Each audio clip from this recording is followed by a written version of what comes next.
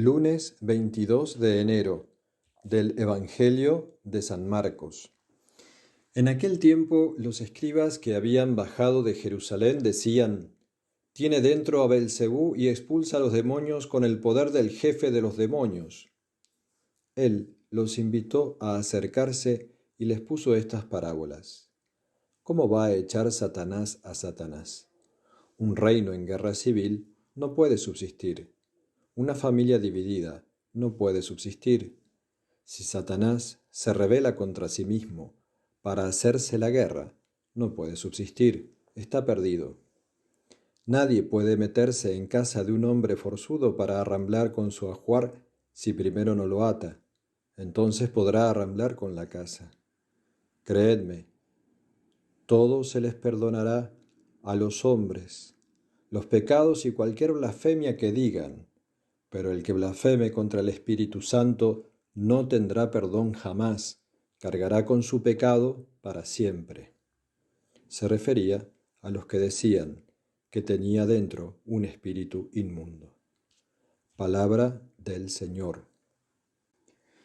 En el Evangelio de hoy nos encontramos nuevamente a Jesús frente a sus opositores, las dos banderas, pero en este caso con una malicia o con un retorcimiento de corazón tal que se le están atribuyendo a Jesús las obras del mismo demonio, como si Jesús estuviese endemoniado y por obra del demonio está haciendo lo que hace. Cuando Jesús escuchó eso, los llamó y les puso estas parábolas que acabamos de escuchar, por lo cual el Señor les está diciendo: es evidente que lo que ustedes están diciendo es una contradicción.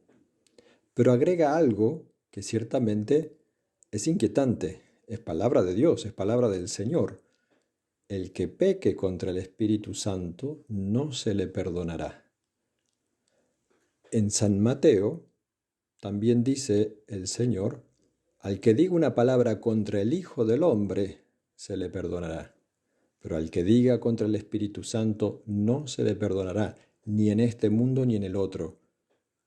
Y aquí San Marcos: el que blasfeme contra el Espíritu Santo no tendrá perdón nunca.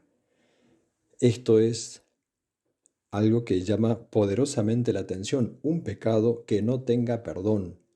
Mientras que la misericordia de Dios es infinita y puede perdonarlo todo, hay algo en el pecado contra el Espíritu Santo que no es que Dios no lo pueda perdonar, sino que ese pecado no puede ser perdonado porque no contiene las condiciones necesarias para el perdón.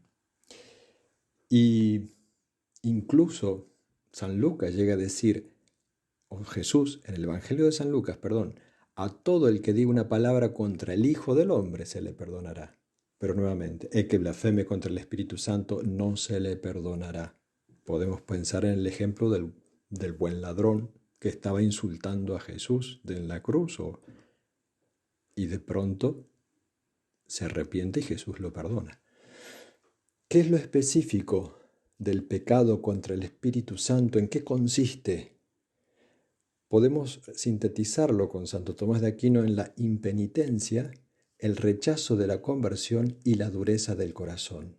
Cuando hay cualquiera de estos tres elementos, Dios no nos puede perdonar. Necesita que hagamos penitencia, necesita que queramos convertirnos y necesita el Señor que nuestro corazón no esté endurecido.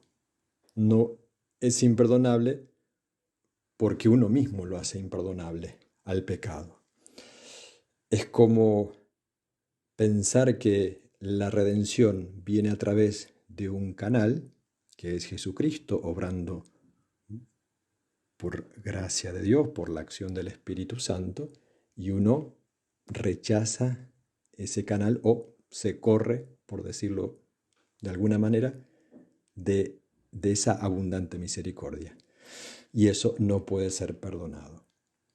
Pues lejos de nosotros el pecado contra el Espíritu Santo, pero aprovechamos, sí, para ponernos bien cerca de Jesús, bien lejos del espíritu de impenitencia, siempre volviendo a la conversión de cada día y con un corazón dócil, humilde, blando, dispuesto a acoger la palabra de Dios, la acción del Señor, a creer en sus milagros, en sus palabras, en sus enseñanzas, de tal manera que nuestro corazón se vaya modelando a semejanza del de Él.